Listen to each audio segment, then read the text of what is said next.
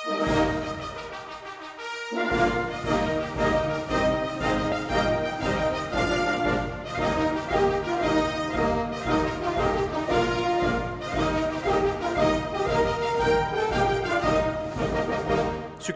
festival Nederlandse Dansdagen en de zomer net iets te mooi voor Limburgse film Code M.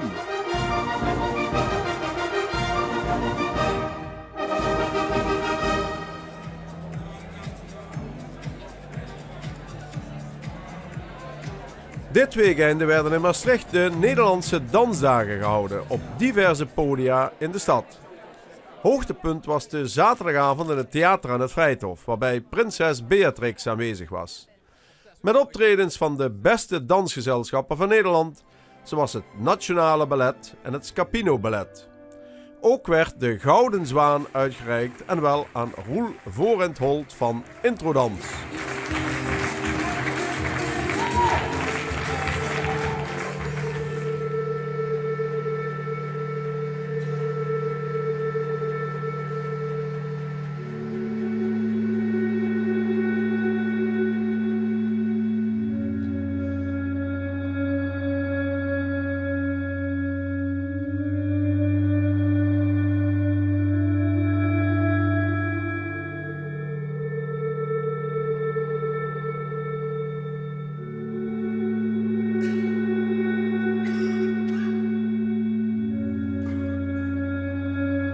Het feit dat prinses Beatrix hier was, was dat dan een speciale editie van de Dansdagen? Of zo kun je niet uitleggen?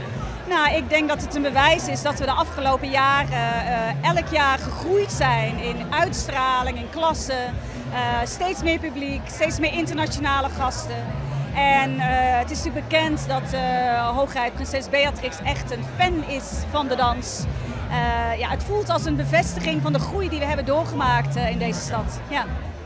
En hoe staat het ervoor met de Nederlandse Dansdagen, als je dat zo vergelijkt door de jaren heen? Nou ja, we doen het inhoudelijk beter dan ooit. We hebben meer publiek dan ooit. Dus we doen het heel goed. Tegelijkertijd komt er weer een nieuwe kunstenplanperiode aan, waarin we hard gaan knokken. Zij aan zij met de stad Maastricht en provincie Limburg. Om weer landelijk geld binnen te halen. Dat weet je nog maar niet zo. Dat weet je nooit zeker. Nee. Maar inhoudelijk gaat het zeer goed met ons. En niet alleen met ons, maar met de hele omgeving hier in Maastricht en Limburg. We werken natuurlijk steeds meer samen met partners hier, die we ook verbinden met partners in de rest van Nederland, in de rest van Europa. En het is heel plezierig om nu, het was mijn 6e festival, om nu echt te voelen wat we samen aan het bouwen zijn hier. En opnieuw de komst van prinses Beatrix onderstreept dat ook. En hoe ontwikkelt de dans zich in het algemeen? Daar ben ik geen deskundige, maar laten we zeggen, het was vanavond niet zozeer het Zwanenmeer, maar toch meer eigen tijds, of zie ik dat verkeerd? Nou, we zijn zowel op het gebied van de klassieke dans als de moderne dans op dit moment echt toonaangevend in Europa. Dus die Nederlandse dans die blijft zich steeds verder ontwikkelen. En het mooie is dat je ziet dat in de provincie Limburg die dans ook steeds meer ontwikkelt. We hadden Joost Vrouwenraads al, we hebben Project Sally. Er komen steeds meer mensen hier in residence, zoals wij dat dan noemen. Dus die vertoeven dan hier 1-2 maanden. Die maken hier, ook met de mensen vaak hier in de omgeving.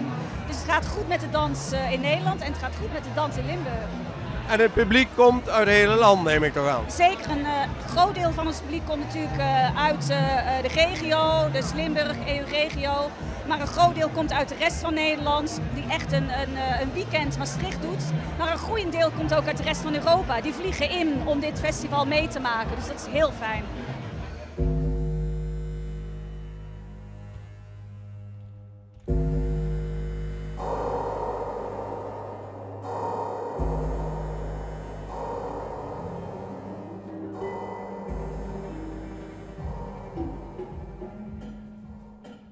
Ja, de Nederlandse Dansdagen, dat neem ik aan dat dat toch een van de hoogtepunten van het jaar is voor dit theater. Absoluut, Jo, dat is een van de hoogtepunten. We hebben het vandaag weer gemerkt, het was een fantastische feestelijke avond en schitterende producties, 6 prachtige dansstukken van Nationale Ballet, Nederlands Danstheater, echt de top, Scapino, dat is echt een feest. Ja. Voor ons heel belangrijk. En jullie zijn tevreden over de publieke belangstelling? Want ja, je kunt toch zeggen dat we het hebben over de hogere kunst in zekere zin. Absoluut. Bijna alle voorstellingen, ik denk dat ze allemaal uitverkocht zijn of nagenoeg uitverkocht zijn. Dus we zien ook de stijging van het aantal toeschouwers. En het is ook fantastisch voor ons eigen dansprogramma tijdens het jaar door. Dus het zet echt de dans op de kaart nog eens telkens opnieuw in Maastricht. Het is een hoogtepunt en het heeft ook heel veel effect naar het seizoen dat nadien komt, van oktober tot juni. Dus ja, dat is echt magnifiek, vind ik.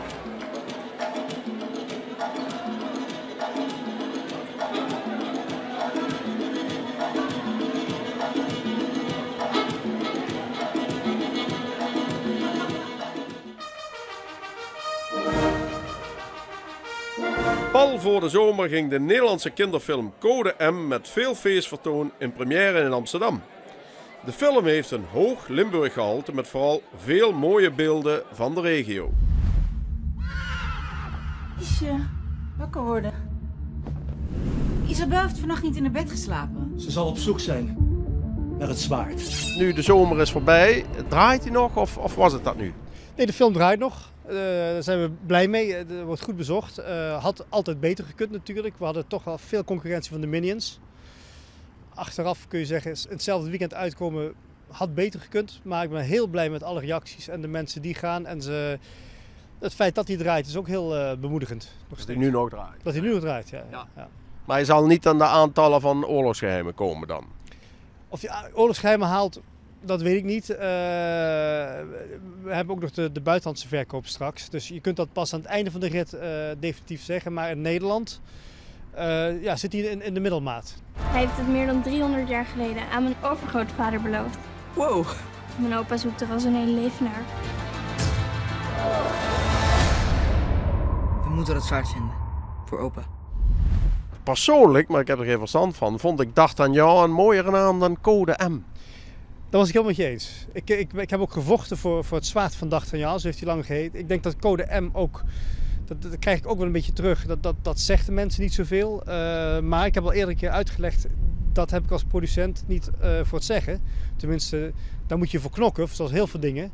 En soms win je wat en soms verlies je wat. Dit won de distributeur, die wilde Code M. Ik denk achteraf nog steeds niet verder vertellen dat dat met het zwaard van D'Artagnan allemaal beter was gegaan. Ja. Althans, nog beter. Deze brief is een schatkaart.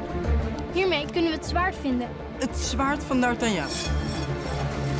Jij speelt samen met hun de hoofdrol in de film die gaat over D'Artagnan. Toen ze jou vroegen, dacht je toen niet D'Artagnan? Wie is dat in hemelsnaam? Nou, ik wist wel dat het de vierde musketier als het ware is. Maar ja, meer wist ik er eigenlijk ook niet van. Dus door deze film heb ik wel veel geleerd over de musketiers en dat deel van de geschiedenis. Heb je nog een beetje kunnen rondkijken in Limburg? Ja, wel. Ja. Hele mooie landschappen tegengekomen. Dus ja.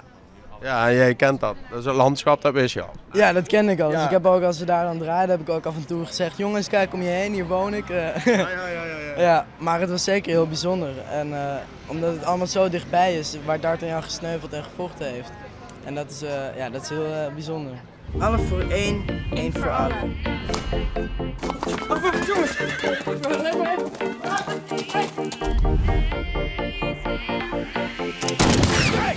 Is hij zo geworden zoals je van het begin af aan al dacht? Of kun je dat... Absoluut. Dat weet je nooit zeker natuurlijk. Nee. Maar ik vind het echt een spannende film voor die leeftijdsgroep.